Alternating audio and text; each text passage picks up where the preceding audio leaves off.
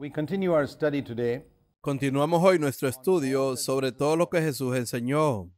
Estamos en Mateo capítulo 11. Estamos recorriendo los evangelios, tratando de entender cómo enseñar a las personas en cada nación todo lo que Jesús enseñó, según su mandato en Mateo capítulo 28, verso 20. Ahora estamos en Mateo capítulo 11, verso 14. Él estaba hablando de Juan el Bautista como el más grande de todos los profetas del Antiguo Testamento. Y continúa diciendo aquí, en el verso 14, si quieres aceptarlo, él es Elías, el que había de venir. Hay una profecía en el libro de Malaquías. Son casi las últimas palabras del Antiguo Testamento, donde el Señor dice en Malaquías 4, verso 5. Malaquías capítulo 4, verso 5. He aquí voy a enviarles al profeta Elías antes que venga el día grande y terrible del Señor.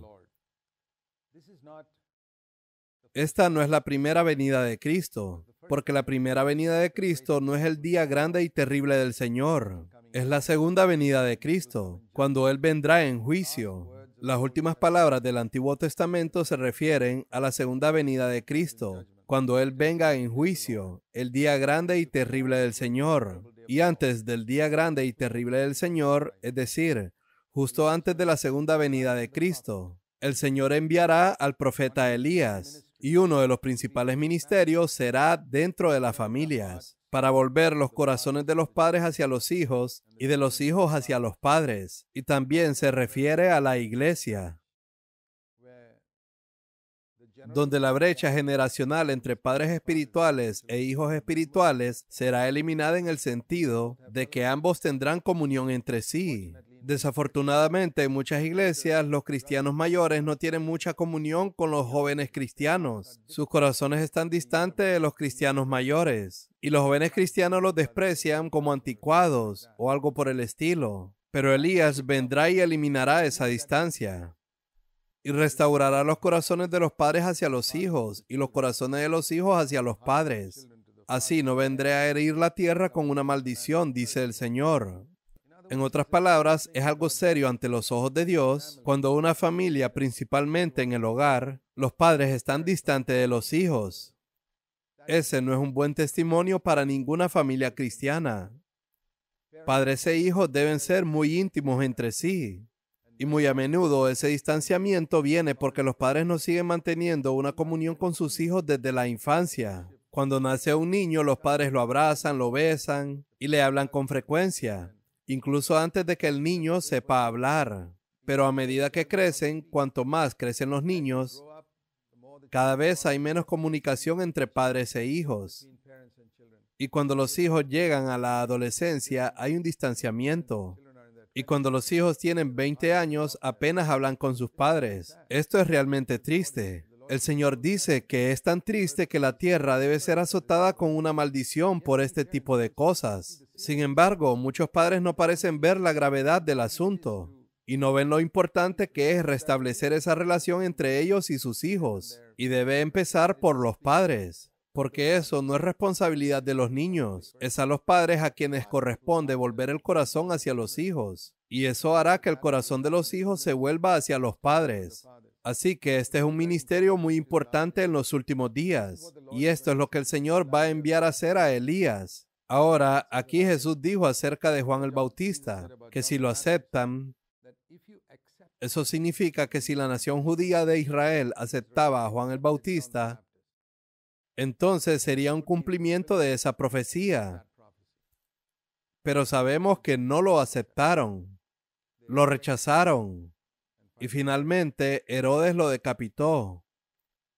Así que habrá otro Elías que vendrá antes de la segunda venida de Cristo, y no será una sola persona. En el Antiguo Testamento los profetas eran individuos: Jeremías, Isaías, Elías, Eliseo, Juan el Bautista. Pero cuando Jesús vino, Él no envió a sus discípulos de uno en uno, sino siempre de dos en dos. Y eso es lo que continúa en Hechos de los Apóstoles. El Señor envió a su primer equipo de misioneros, Pablo y Bernabé. siempre de dos en dos. Pedro y Juan yendo al templo. Se lee en Hechos capítulo 3, después del día de Pentecostés. Siempre es de dos en dos. Y es por eso que en el nuevo pacto el Señor ministra a través de un cuerpo, no a través de un individuo. Esto nunca sucedió en el Antiguo Testamento. Todos los profetas trabajaban individualmente. La única excepción podría ser justo antes del comienzo del nuevo pacto con Ageo y Zacarías. Por lo demás, todos los profetas del Antiguo Testamento trabajaron individualmente. Pero en el nuevo pacto nunca es individual. Es un cuerpo. Así que es el cuerpo de Cristo, el cuerpo ungido de Cristo en la tierra, el hombre nuevo que va a ser Elías. Es una iglesia viva, poderosa, ungida, llena del Espíritu que va a ser Elías en los últimos días, proclamando, reuniendo padres espirituales con hijos espirituales y padres terrenales con hijos terrenales, preparando el camino de nuevo para la segunda venida de Cristo. Esto es lo más importante. Así como Juan el Bautista preparó a Israel para la primera venida de Cristo, la iglesia va a preparar a la gente para la segunda venida de Cristo de esta manera, diciendo, preparad el camino del Señor. Y así como el mensaje de Juan el Bautista era de arrepentimiento principalmente, el mensaje principal que la iglesia debe proclamar en este día y tiempo justo antes de la venida del Señor es el arrepentimiento. Hay una tremenda necesidad de que el espíritu de Elías se manifieste en la proclamación del evangelio de hoy a los cristianos. Recuerda que los últimos mensajes de Jesús a la iglesia en el Nuevo Testamento están en Apocalipsis capítulo 2 y capítulo 3. Y a 5 de esas iglesias que estaban descarriadas, el mensaje era, arrepiéntanse. El arrepentimiento es el último mensaje que Cristo ha dado a la iglesia.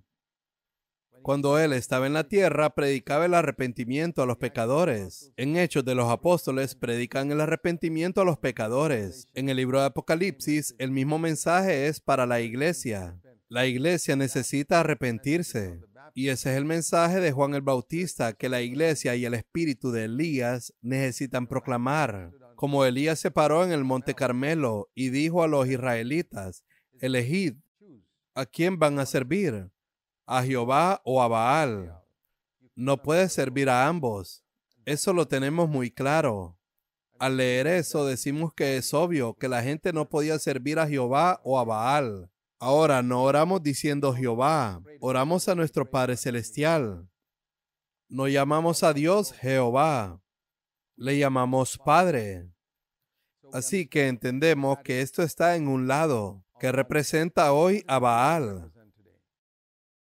Baal representa el dinero y la riqueza material, o lo que Jesús llamó mamón, todo lo relacionado con la riqueza terrenal.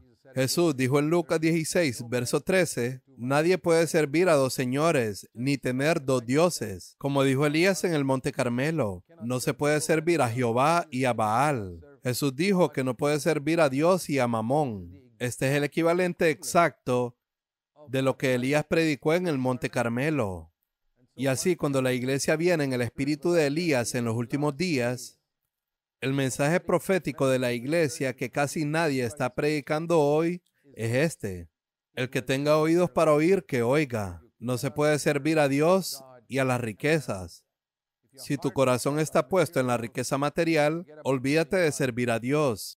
Y si tu corazón está sirviendo a la riqueza material, sigue adelante. Como los hombres de negocios en el mundo, por ejemplo. Ellos sirven al dios Mamón muy devotamente. Sueñan por eso, viven por eso, trabajan día y noche por eso. ¿Dónde tenemos cristianos que trabajen día y noche para servir al Dios verdadero? Y que no se interesan en absoluto por las riquezas. La mayoría de los hombres de negocios del mundo no están interesados en Dios. Solo les interesan las riquezas y el dinero. ¿Por qué no tenemos siervos de Dios igualmente devotos, que no se interesan en absoluto por las riquezas o el dinero? ¿Dónde se encuentran tales predicadores? Los apóstoles no eran así. Ellos servían a Dios. No encuentras en todo el Nuevo Testamento ninguna colecta siendo recaudada para los apóstoles. Todo el dinero recaudado en Hechos de los Apóstoles y lo que se lee en el Nuevo Testamento en 2 Corintios 8 y 9 era siempre para los santos pobres. Los apóstoles, los siervos de Dios, tenían que confiar sus necesidades a Dios, y Él movería a la gente para satisfacer sus necesidades, como los filipenses, por ejemplo, que apoyaron a Pablo. Ellos confiaban en Dios. Ellos no eran asalariados. Esta es una tragedia en el cristianismo de hoy, que ha arruinado la obra de Dios. Así que tenemos multitudes de predicadores hoy que no confían en Dios para sus necesidades. Están confiando en alguna organización. Buscan ayuda en Egipto. Alzaré mis ojos a los montes, dice el salmista. Él sabía que su ayuda venía del Señor, pero los predicadores de hoy dicen, ¿de dónde vendrá mi ayuda? Sí, viene de esta organización o viene de América. No miran a Dios y esta es la tragedia. Y es por eso que en la iglesia no está el espíritu de Elías para poder predicar que no puede servir a Dios y al dinero. Este es un mensaje muy importante. Y la razón por la que esto es necesario, como he dicho, es porque Jesús dijo a los israelitas, si lo aceptáis, este es el Elías que ha de venir. Pero como no lo aceptaron, por lo tanto, este mensaje tiene que salir en estos últimos días. El mensaje de arrepentimiento y el mensaje de escoge hoy a quién vas a servir, a Dios o al dinero. Y Jesús dice al final de eso, verso 15, el que tenga oídos para oír, que oiga. ¿Qué quiere decir con eso?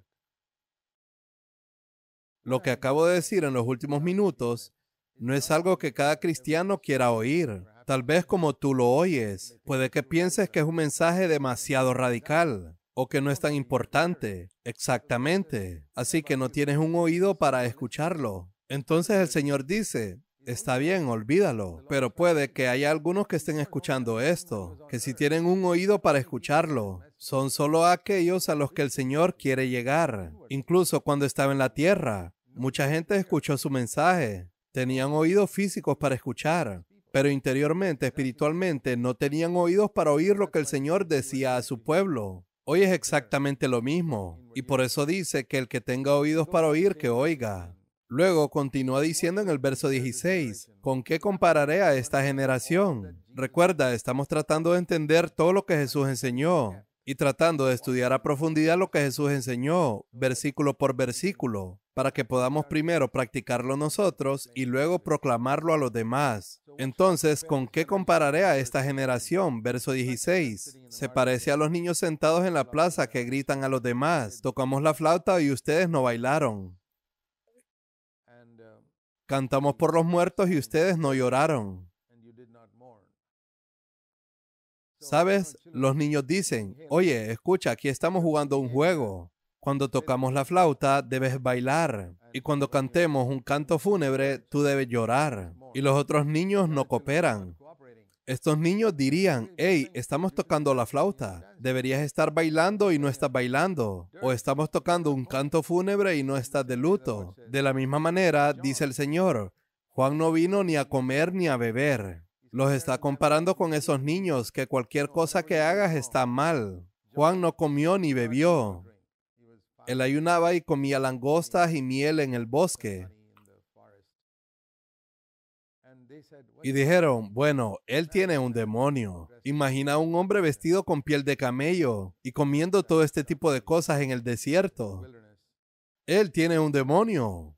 Jesús viene, es exactamente lo contrario. Es una comparación de dos opuestos, como en el verso 17. Uno es el baile y el otro, ya sabes, una canción fúnebre. Así que, comparando lo opuesto, Juan el Bautista vino ayunando y viviendo muy sencillamente, ni siquiera vistiendo, ya sabes, ropas normales, sino piel de camello, etc. Pero el Hijo del Hombre vino, ya sabes, vistiendo el mismo tipo de ropa que todos usan, comiendo y bebiendo y no haciendo énfasis en el ayuno y en el estilo de vida sencillo y todo eso. Y dicen, bueno, este es un glotón y un borracho. Y Juan el Bautista no era amigo de pecadores. Él no tenía nada que ver con los pecadores, pero Jesús es amigo de los pecadores. Por eso dicen que todo lo que hacen los siervos de Dios, siempre encuentras algo que criticar. Esta es la actitud de muchos cristianos. Toda su mente es una actitud crítica. Sea cual sea el siervo de Dios, encontrarán algo que criticarle. ¿Este es tu caso, amigo mío? Que todos los predicadores tienen algo malo. Y tú eres el gran experto. calificando a los diferentes predicadores diciendo, este tiene un 30%, 80 o 75%.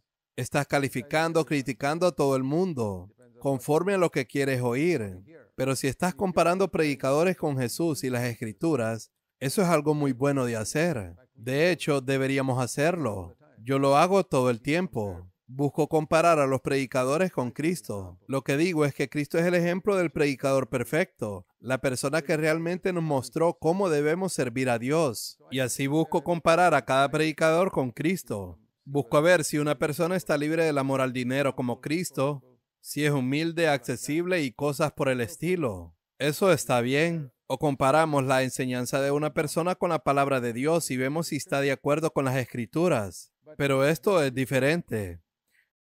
Esto es, ya sabes, siempre tratando de encontrar alguna falla, ya que los fariseos miraban atentamente para ver alguna palabra que dijera Jesús o algo que hizo, ya sabes, observando atentamente. Y hay algunos cristianos así que tienen ojos sagaces. No tienen oídos para escuchar la verdad, solo miran y escuchan en busca de algo que criticar. La mayoría de ellos ni siquiera son personas convertidas. Se creen cristianos. Algunos dicen que han nacido de nuevo. Pero si realmente has nacido de nuevo, ya habrías sido libre de esa actitud destructiva y crítica. Hay una crítica constructiva que siempre busca ir directamente a la persona y hablar de forma alentadora y constructiva.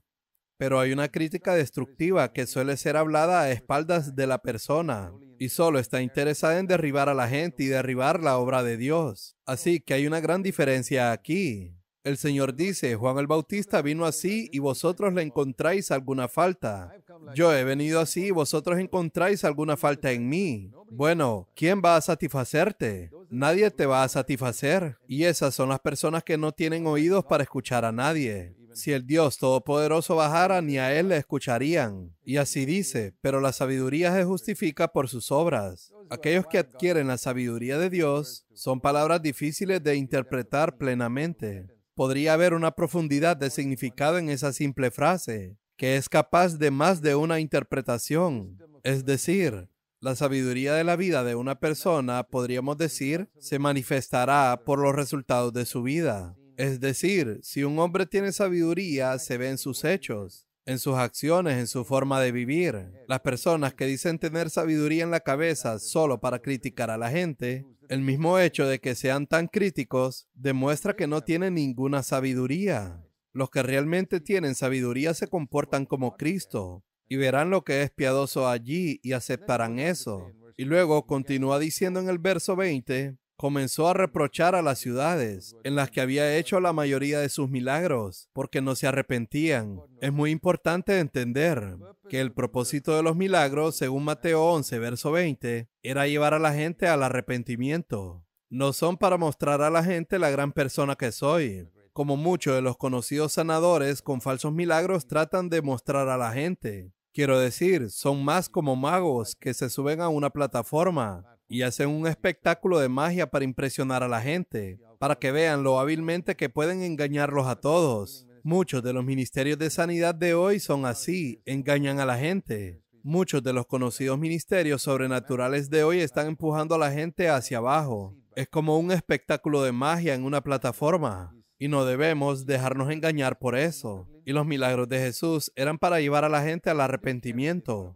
Y no le importaba lo que pensaran de Él. Si se arrepentían, eso era todo. Y Él no reunía multitudes para demostrar sus poderes curativos. Estaba reuniendo multitudes para ayudarles a arrepentirse. Y les reprochaba porque habían visto estos milagros y aún no se habían arrepentido. Y menciona los nombres: Corazín, Betsaida, ay de vosotros, porque si los milagros que se hicieron en vosotras se hubieran hecho en Tiro y en Sidón, hace tiempo se hubieran arrepentido. Tiro y Sidón eran ciudades no israelitas, fuera de las fronteras de Israel. Y a veces en el Antiguo Testamento se lee a los profetas denunciándolos por sus pecados. Y el Señor está diciendo, si estos milagros se hubieran hecho en Tiro y Sidón, esas ciudades paganas se habrían arrepentido.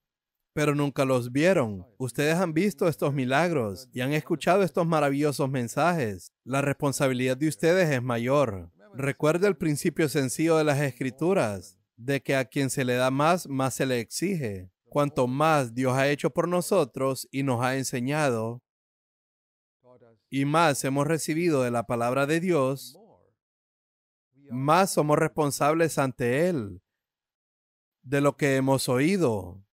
Dios no va a juzgar a todas las personas por igual. Está muy claro en Lucas capítulo 12, que a quien más se le da, más se le exige. A quien menos se le da, menos se le exige. Es tan sencillo como en una escuela. Se espera que un alumno de tercero sepa menos en matemáticas que uno de décimo, porque se le ha enseñado más. Se espera más de él. De un estudiante de tercer grado, se espera menos porque se le ha enseñado menos. Este es un principio muy elemental que se entiende en la escuela, pero es lo mismo en la vida cristiana.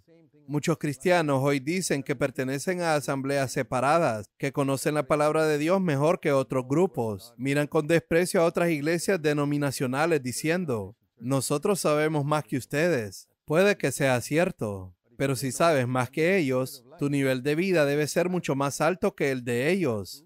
¿Pero eso será cierto? Muy a menudo no es cierto. Hay gente que desprecia a los demás diciendo, yo estoy lleno del Espíritu Santo y hablo en lenguas que tú no tienes. Está bien, hermano, pero espero que tu nivel de vida sea al menos 100 veces mejor que la de la otra persona, que le dices que no está llena del Espíritu Santo. Si la plenitud del Espíritu Santo no hace tu vida al menos 100 veces mejor que la vida de otras personas que no están llenas del Espíritu Santo, entonces me pregunto, ¿qué tipo de espíritu es ese? Ese tipo pelea con su mujer y tú también. Ese tipo ama el dinero y tú también. Entonces, ¿qué ha hecho por ti esta supuesta plenitud del Espíritu? No te ha librado de la ira. No te ha librado de desear a las mujeres. Ese es uno de los grandes engaños de la actualidad. La gente piensa, oh, experimenté algo porque temblé un poco. Creen que ya están llenos del Espíritu. No te dejes engañar. El Espíritu Santo nos hace santos. Mucha gente entiende que un espíritu maligno hace malas a las personas y un espíritu inmundo hace a la gente inmunda. Un espíritu engañador engaña a la gente. Entonces, ¿qué debe hacer el Espíritu Santo? Hacer santas a las personas. No solo hacerlas que hagan mucho ruido. Y tristemente, eso es lo que piensa mucha gente. Que si el Espíritu Santo viene, hacemos mucho ruido. Vas a una reunión de la iglesia el domingo por la mañana donde todo el mundo hace mucho ruido. Recuerdo una vez un hombre vino a nuestra iglesia en Bangalore. Me dijo, ustedes no tienen aquí al Espíritu Santo. Y yo le dije, ¿por qué lo dices? ¿Has visto cómo le hablo a mi esposa en casa? ¿Sabes cómo manejo el dinero? De esta forma sabemos si un hombre está lleno del Espíritu o no.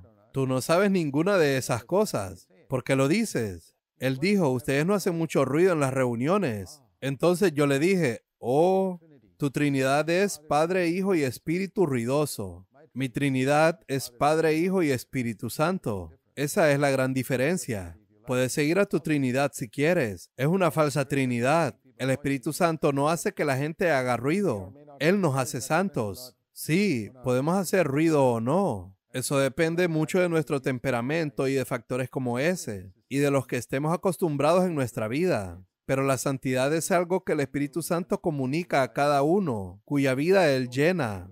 Es muy importante entender esto. Así que el propósito de los milagros y el propósito del mensaje es que podamos llegar al arrepentimiento. De lo contrario, el Señor dice, estas naciones paganas son mejores que vosotros. Y tú, Capernaum, que has sido exaltada al cielo, descenderás al Hades. Capernaum está llena de gente que se cree muy santa, pero irán al infierno. Porque dice, si los milagros que se hicieron en ti se hubieran hecho en Sodoma y Gomorra, esta hubiera permanecido hasta hoy. Pero en el día del juicio será más tolerable para la tierra de Sodoma que para ti. Creo que es una palabra que muchos cristianos necesitan reconocer, que va a ser más tolerable para los inconversos en el día del juicio que para muchos cristianos. ¿Cuántos cristianos creen eso? Que en el día del juicio va a ser más tolerable para los inconversos porque nunca conocieron la verdad, nunca entendieron estas cosas, pero nosotros lo entendemos. Que Dios nos ayude a tomar esto en serio y a arrepentirnos de verdad. Continuaremos en nuestro próximo episodio.